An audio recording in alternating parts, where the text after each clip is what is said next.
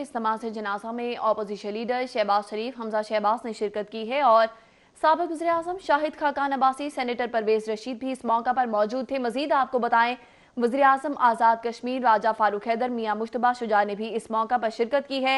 शरीफ medical complex की ground के मनासिर हैं जो कि आपको हम अपनी टेलीविजन स्क्रीन पर दिखा रहे हैं। फ़ज़ाई मनासिर हैं ये। जुनेद सफदर, सुहेल ज़िया भट्ट, उमर सोहेल भट्ट, अताउल्लाह तारड़ की शिरकत भी हुई है। इस वक्त शरीफ मेडिकल कॉम्प्लेक्स में इमरान यूनुस मौजूद हैं। इमरान यूनुस, आगाह कीजिएगा, नमाज जनाजा अदा कर दी गई है, क्या मनासिर हैं, इस वक्त क्या सूरत हाल है?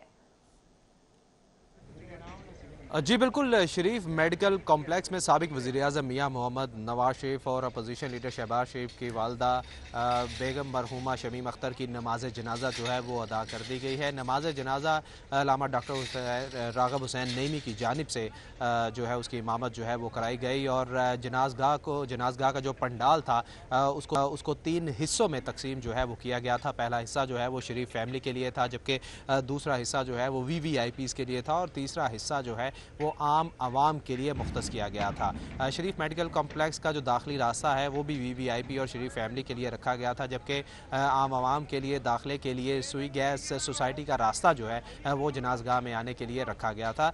नमाज जनाजा के लिए जब जस्ते खाकी मरहूमा का शरीफ मेडिकल कॉम्प्लेक्स में लाया गया तो उसके हमरा अपोजिशन लीडर शहबाज शरीफ और हमजा शहबाज जो हैं वो भी मैयत के साथ थे। नमाज जनाजा में मुख्तलिफ अहम शख्सियात जो हैं वो उन्होंने शिरकत की थी, जिसमें राजा ज़फ़रुल हक थे, शाहिद खाकान अब्बासी थे, मुसद्दिक मलिक थे, ख्वाजा साद रफ़ी, खुर्रम दस्तगीर, सरदार मेहताब अब्बासी, जावेद अब्बासी, तलाल चौधरी और दीगर कई अहम शख्सियात जो थी वो नमाज जनाजा में शामिल थी। नमाज जनाजा की अदायगी के बाद मरहूमा के साले सवाब के लिए दुआ जो है वो की गई और इस मौके पर सिक्योरिटी के इंतजाम जो है वो भी काफ़ी सख्त जो है वो दिखाई दिए। जी ठीक है, इमरान यूनुस हमारे साथ ही मौजूद रहिएगा। दूसरी जानिब हमारे साथ मौजूद है जाती उमरा में अली, इस वक्त उनसे बात करेंगे। अली अकबर, बताएगा कि नमाज जनाजा अदा कर दी गई है, अहम शख्सियात आ रही होंगी, ताजियत का सिलसिला जारी होगा, अब तक कौन कौन सी अहम शख्सियात पहुंच चुकी हैं?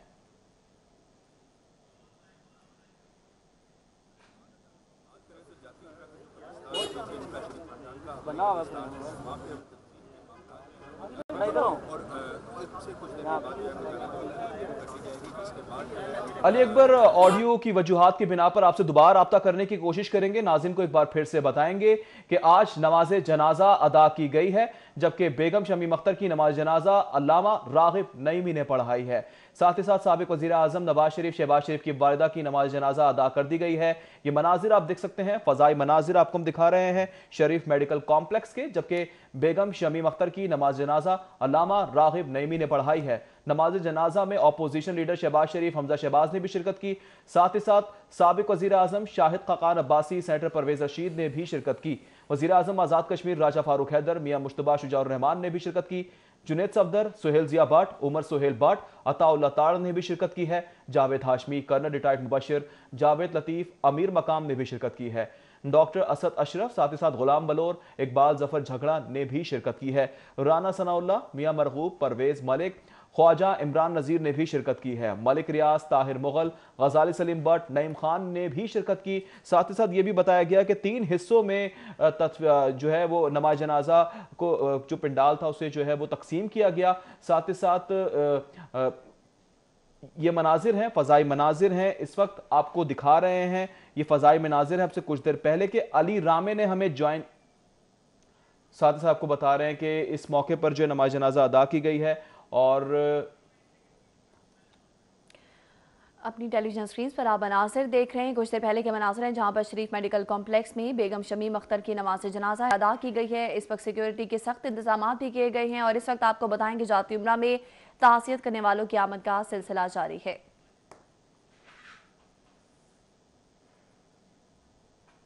और अभी आपको बताएं कि हुकूमत पंजाब सूबाई महसूलात में रवां साल के अहदाफ भी हासिल करने में कामयाब ना हो सकेगी, जबकि पहले 4 माह में हुकूमत पंजाब 220 अरब रुपए के बदले सिर्फ 66 अरब रुपए वसूल कर सकी है। जी हाँ, आपको अपडेट कर रहे हैं कि पंजाब हुकूमत सूबाई महसूलात में रवां साल के अहदाफ भी हासिल करने में कामयाब ना हो सकी।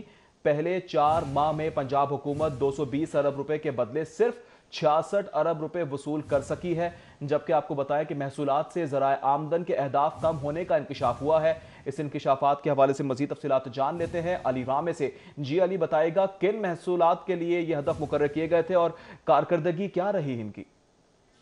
बिल्कुल, पंजाब हुकूमत ने रवा माली साल के दौरान जो सूबाई इदारों को मवासलात का हदफ दिया गया था, यानी कि टैक्स रसीट्स का, उस हवाले से 220 अरब रुपए का हदफ हुकूमत पंजाब ने मुकर्रर किया। लेकिन 220 अरब रुपए में अब तक 4 माह के दौरान हुकूमत पंजाब की तरफ से 66 अरब रुपए से ज़ायद के महसूलात जो हैं वो जमा किए जा चुके हैं। और ये अक्टूबर तक की रिपोर्ट जो है वो महकमा ख़जाना पंजाब की तरफ से अब जारी की गई है। उसके मुताबिक जो हदफ था बोर्ड ऑफ रेवेन्यू के लिए वो 55 अरब रुपए का था, लेकिन उनकी तरफ से 16 अरब रुपए का रेवेन्यू जमा किया जा सका। एक्साइज एंड टैक्सेशन का हदफ 32 अरब रुपए था, लेकिन उन्होंने 13 अरब रुपए का रेवेन्यू वो हासिल कर चुके हैं। और इसके साथ ही फाइनेंस डिपार्टमेंट में सेल टैक्स की मद में 120 अरब रुपए का हदफ दिया गया था उनको, लेकिन वो 33 अरब रुपए का जो हदफ है वो मुकम्मल कर सके। और ट्रांसपोर्ट की बात की जाए तो ट्रांसपोर्ट के लिए 91 करोड़ रुपए का जो उन्होंने हदफ जो है वो रवा माली साल के 4 माह में हासिल किया। और महकमा तवानाई ने 62 यानी कि 6 करोड़ रुपए का हदफ जो है वो हासिल किया। तो ये वो रेवेन्यू अहदाफ है जो कि माह अक्टूबर की रिपोर्ट के मुताबिक बताया जा रहा है कि हुकूमत पंजाब को, तो हुकूमत पंजाब ने 220 अरब के जो सूबाई मुआसल हैं उनके मद में ये रेवेन्यू हदफ जो है वो मुकर्रर किया था तमाम सूबाई महकमों के लिए जो टैक्स रसीट्स की मद में वसूल की जाती हैं। और इसमें PRA भी है, रेवेन्यू अथॉरिटी भी है और बोर्ड ऑफ रेवेन्यू है, जिनको टैक्स की मद में कलेक्शन उन्होंने करनी होती है। लेकिन ये पिछले 4 माह की रिपोर्ट के मुताबिक अभी तक सिर्फ 66 अरब रुपए की कलेक्शन जो है वो हो सकी है। लेकिन हुकूमत लगता है कि हुकूमत पंजाब जो 220 अरब रुपए का टारगेट है वो इस रवा माली साल अचीव नहीं कर पाएगी। तफसीली तौर पर अपडेट करने का बहुत शुक्रिया अली रामे।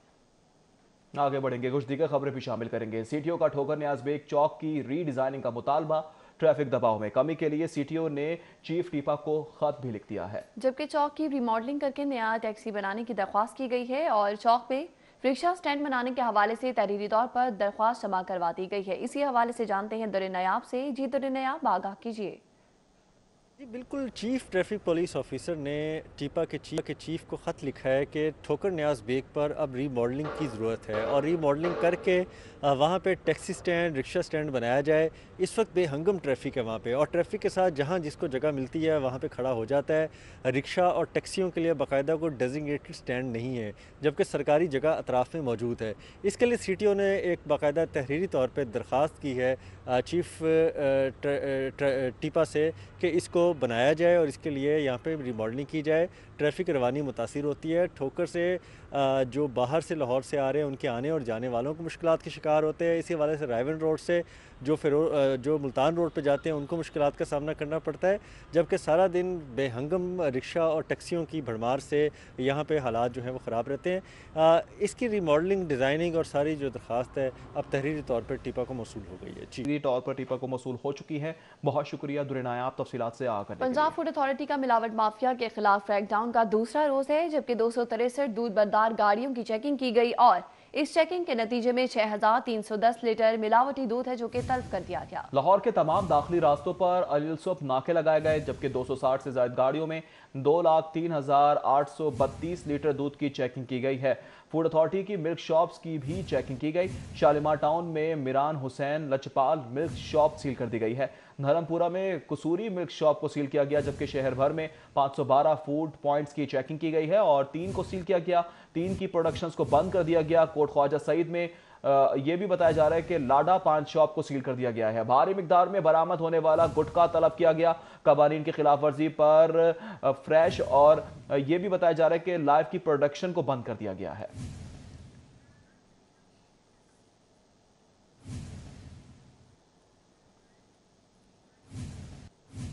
की वालिदा बेगम शमीम अख्तर को सपुर्द खाक कर दिया गया है। बेगम शमीम अख्तर को जाती उम्रा में मियां शरीफ के पहलू में सपुर्द खाक किया गया।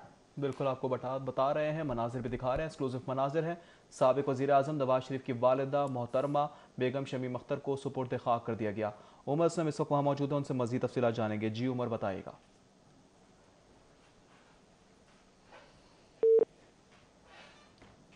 नाज़रीन को बता रहे हैं कि साबिक वज़ीर आज़म नवाज शरीफ की वालिदा बेगम शमीम अख्तर को सुपुर्द खाक कर दिया गया है। बेगम शमीम अख्तर को जाती उम्रा में मियां शरीफ के पहलू में सुपुर्द खाक किया गया है। साबिक वज़ीर आज़म मियां मोहम्मद नवाज शरीफ की वालिदा बेगम शमीम अख्तर को सपुर्द खाक कर दिया गया। उनका नमाज जनाजा शरीफ मेडिकल कॉम्प्लेक्स की ग्राउंड में अदा किया गया। बेगम शमीम अख्तर को जाती उम्रा में मियाँ शरीफ के पहलू में सपुर्द-ए-खाक किया गया है, जहाँ पर बड़ी तादाद रिश्तेदार, दोस्त अहबाब और दीगर कारकुनान की भी है। हमारा राबता बहाल हुआ है उमर असलम से। उमर असलम बताइएगा, बेगम शमीम अख्तर को सपुर्द-ए-खाक कर दिया गया है।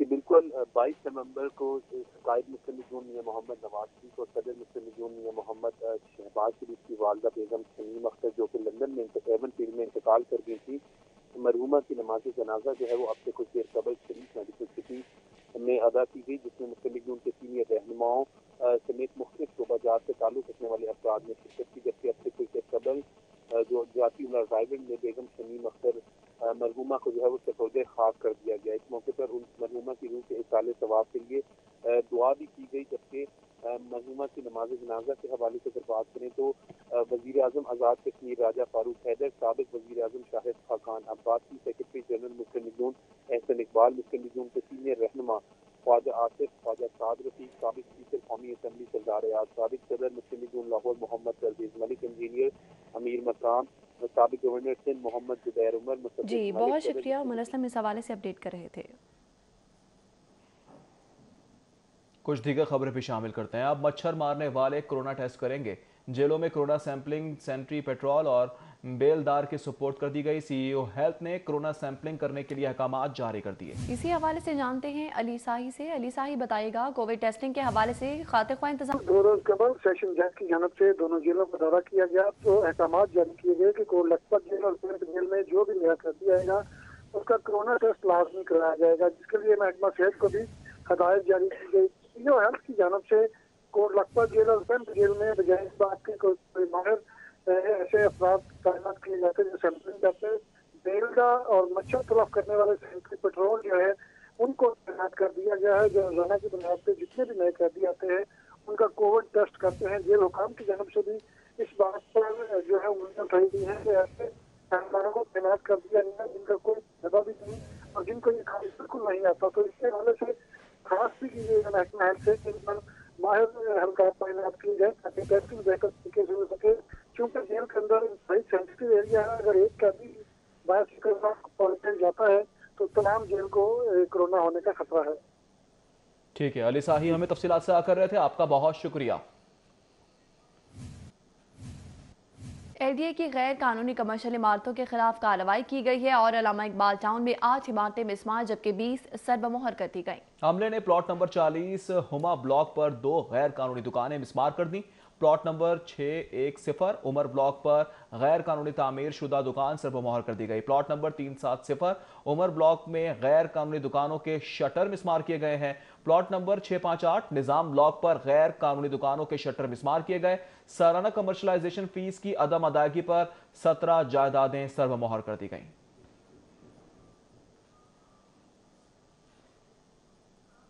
अवाम की सहूलत के लिए पीआईटीबी और बोर्ड ऑफ रेवेन्यू का अहम इकदाम। जमीनों की रजिस्ट्री और इंतकाल की खिदमत ई खिदमत मराकज में शामिल कर दी गई। जबकि पीआईटीबी बोर्ड ऑफ रेवेन्यू में याददाश्त पर दस्तखत की तकरीब का इनेकाद किया गया। डीजी पीआईटीबी साजिद लतीफ ने मुआहदे पर दस्तखत किए हैं। Director land record Nadeem Bhangu ने भी मुआहदे पर दस्तखत किए। इस तकरीब में senior member board of revenue Babar Hayat भी मौजूद थे।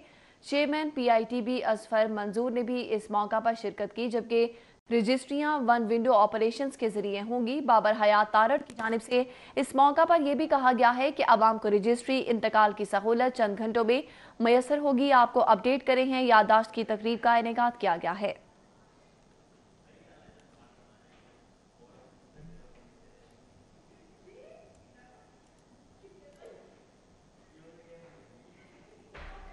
वुमेन चैम्बर और संगत डेवलपमेंट फाउंडेशन के दरमियान मफामती याददाश्त पर दस्तखत करने की तकरीब का इनेकाद किया गया। दस्तखत की तकरीब में फाउंडर सदर डॉक्टर शहला जावेद अकरम सदर ने भी शिरकत की। साथ ही साथ सीनियर नायब सदर फायजा नबील और नायब सदर ने भी शिरकत की है। साथ ही साथ आपको बता रहे हैं, तकरीब के मनाजिर भी आपको हम दिखा रहे हैं। साबिक सीनियर नायब सदर शगुफ्ता रहमान और नाहिद आसिफ भी इस मौके पर मौजूद। दस्तखत की तकरीब में अफशा खान, हुमैरा अहमद समेत दीगर ने शिरकत की। मुफाहमती याददाश्त का मकसद खवातीन पर तशद्दुद, हिरासगी के खिलाफ कानूनी मदद फराहम करना है। जी बिल्कुल, आपको बताएं कि वुमेन चैम्बर और संगत डेवलपमेंट फाउंडेशन के दरमियान मफामती यादाश्त पर दस्तखत करने की तकरीब का इनेकाद किया गया। इस तकरीब में फाउंडर सदर डॉक्टर शैला जावेद अकरम सदर जफर ने शिरकत की, जबकि सीनियर नायब सदर फायजा नबील और नायब सदर साबिक नायब सदर कैसरा शेख भी इस मौका पर मौजूद थीं। पंजाब असम्बली की सिफारिशात पर अमल दरामद की मोहलत पूरी हो चुकी है। पंजाब हुकूमत ने कानून साज इदारे की सिफारिश पर चुप साध ली है, जबकि स्टैंडिंग कमेटी ने गंदम की इमदादी कीमत 2000 करने की सिफारिश की थी। हुकूमत सिफारिशात पर अमल दरामद करने के हवाले से फैसला नहीं कर सकी है। तमाम तर मामले के हवाले से जानते हैं कजाफी भट्ट से। जी कजाफी भट्ट। बिल्कुल जी, 9 नवंबर को पंजाब असेंबली जो कानून साज इदारा है उसने गंदम की इमदादी कीमत 2000 रुपये मन करने की स्टैंडिंग कमेटी की सिफारिशात हुकूमत को दी थी, जिसका बाकायदा खत जो है 12 नवंबर को हुकूमत को भिजवाया भी गया और ये कहा गया कि 2 हफ्ते के अंदर इन सिफारिशात पर अमल दरामद करवाया जाए। लेकिन 2 हफ्ते जो है वो मुकम्मल हो चुके हैं। हुकूमत ने ना तो इस पर कानून साज इदारे को कोई जवाब दिया है और ना ही इसके ऊपर कोई इम्प्लीमेंट किया, बल्कि इम्प्लीमेंट करने की बजाय हुकूमत ने महकमा कानून को इस बात की हिदायत की है कि वो इस स्टैंडिंग कमेटी की सिफारिशात से बच निकलने का रास्ता तलाश करे और इसके ऊपर मुशावरत की जा रही है कि स्टैंडिंग कमेटी की इन सिफारिश से किस तरीके से बचा जा सकता है। ताहम अभी तक जो है 2000 रुपये फीमन गंदम की इमदादी कीमत मुकर्रर करने का हुकूमत का कोई इरादा सामने नहीं आया है और ये एक बड़ा सवालिया निशान भी है कि कानून साज इदारे ने 2000 रुपये फीमन करने की सिफारिश की, लेकिन हुकूमत 2 हफ्ते गुजरने के बावजूद इस पर अमल दरामद नहीं करवाया है। अमल दरामद नहीं करवाया। कजाफी भट्ट हमें तफसीलात से कर रहे थे। गंदम की इमदादी कीमत 2000 फीमन मुकर्रर करने का मामला, पंजाब असम्बली की सिफारिशात पर अमल दरामद की मोहलत पूरी हो चुकी है।